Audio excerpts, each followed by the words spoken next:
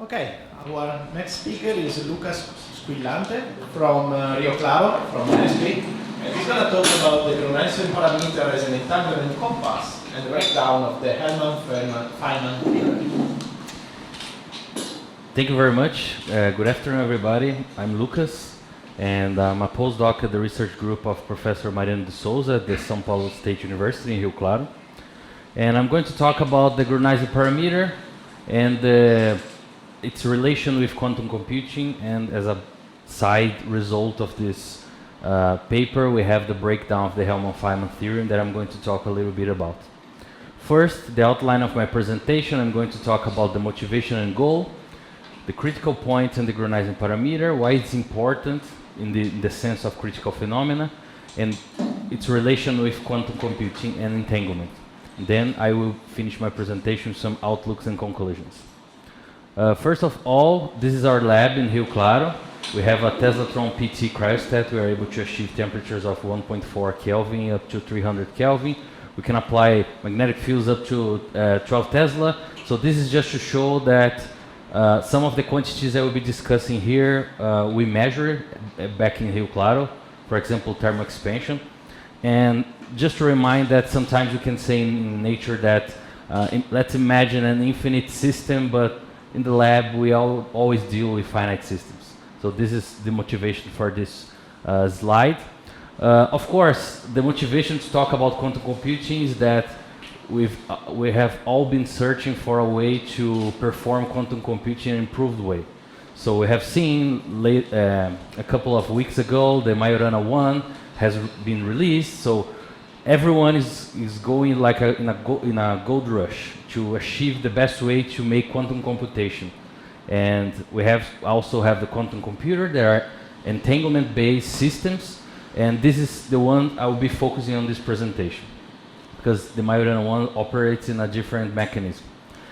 So before talking about quantum computing at all, I'm going to make a brief review of the Grüneisen parameter. The Grüneisen parameter is a thermodynamic parameter that encodes the ratio between the thermal expansion, how much a system increase or decrease its volume when you give temperature or decrease temperature, as a function of the specific heat. So why is this parameter important? First, because you have a connection between thermal expansion and specific heat. This is a fundamental aspect of this, but more importantly because the Grüneisen parameter encodes the entropy variation with respect to pressure. For instance, it can be other things like electric field, a magnetic field, or other things like that, and the entropy with respect to the temperature. So it weights where your entropy is going to increase or decrease. So this is very important when you're looking at critical phenomena, like where is the critical point? What happens near the critical point? Because at the critical point we have an entropy accumulation because of the competition between phases, and this gives rise to a signature in the Grüneisen parameter. So the Grüneisen parameter is a good tool to explore critical points, and also phase transitions, of course. We can extend the concept of the Grüneisen parameter to quantum critical points, but there's a problem, because a genuine quantum critical point lies at t equals 0. So what happens to this Grüneisen parameter exactly at 0K? The entropy goes to 0 as a result of the third law of thermodynamics. So does the thermal expansion and specific heat. So this guy here works fine in the vicinity of quantum critical points, but does not work right at a genuine quantum critical point. So what we did was to propose a distinct Grüneisen parameter that works well on a 0 Kelvin. But before talking about this definition, I will discuss the simplest toy model to describe a quantum phase transition, a quantum critical point. This is, I think you all know this is the easy model, but more specifically, this is the one-dimensional easy model, the quantum version of it with a transverse magnetic field. So let's assume the ground state is spins pointing in the up direction, and there's a magnetic field in the transverse direction.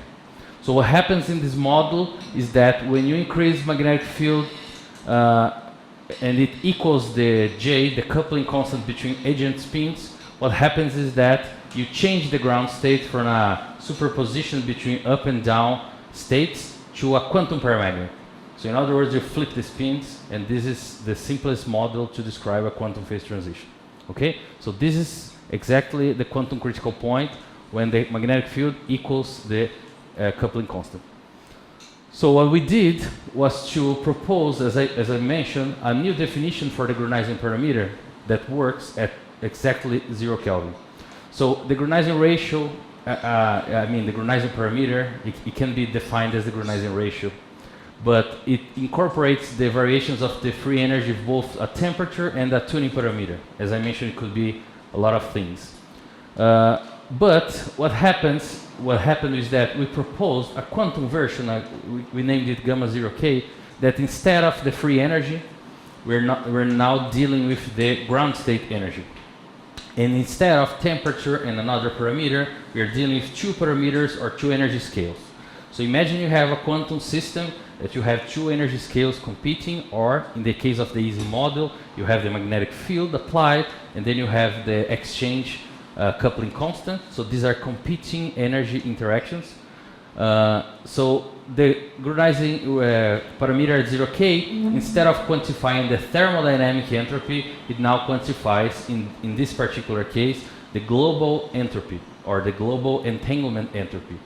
So now we can think that the thermodynamic entropy is 0 at t equals 0, but the von Neumann entropy is not 0, because you have a pure state, so to say, at t equals 0 Kelvin.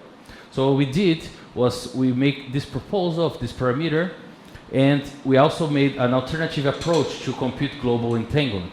You can understand global entanglement as you can have single site entanglement, how one spin is entanglement to the others, and you can have global entanglement, how every spin is correlated with one another.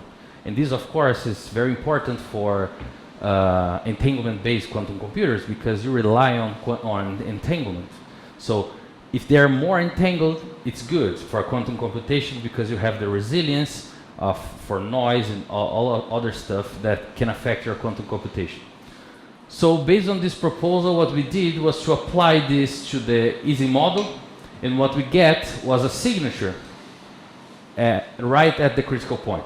More specifically, we have a divergence of this parameter right at the critical point. This indicates that the von Neumann, the global entanglement, is infinitely varied when you vary a tuning parameter like magnetic field. So this shows that if you have a quantum system and you are interested in making quantum computations, your entanglement entropy will be maximized, or the entanglement entropy variation will be maximized close to critical points. So if you're looking to optimize your entanglement-based quantum computation, go to close to the quantum critical point, because your entanglement will vary a lot in that region.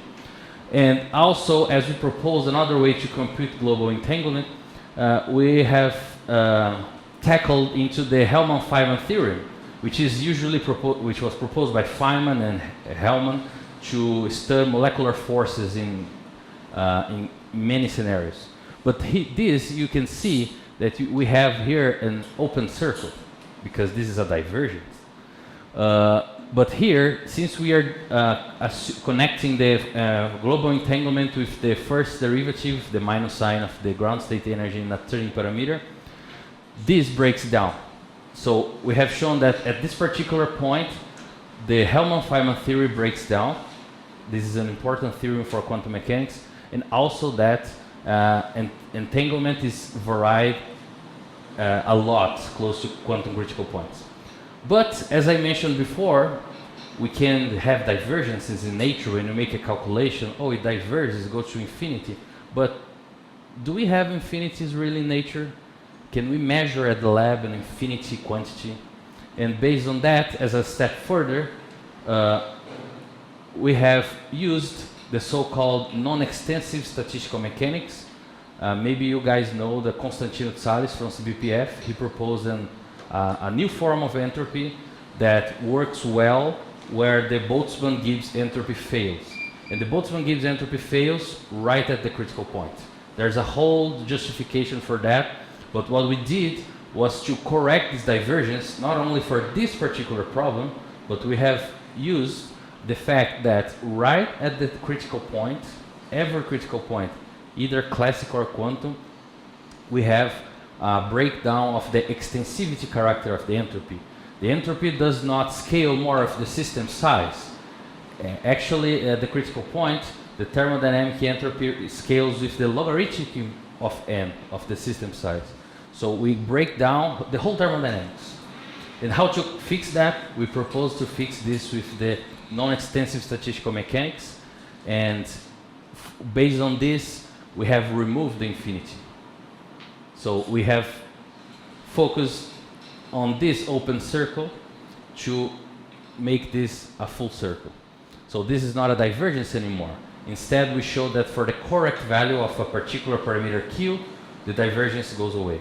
So we have regularized, in terms of the non-extensive statistical mechanics, the critical phenomena theory that some of you guys may know, that it predicts singularities right at the critical point. So based on this work from 2023, we have proposed this new type of Grüneisen parameter that it can be served as an entanglement compass. So if you want to know where your system is more entangled, you can use this parameter to quantify in which conditions entanglement is maximized. And also, this entanglement variation is enhanced close to quantum critical points or critical points, and that you can use this to construct more reliable or more optimized quantum computers based on this. And that we have removed this infinity from this because, as I mentioned, in the real world you don't have infinity. We have finite quantities. So with this, I thank you very much for your attention. I thank the organizers and thank you very much for your attention.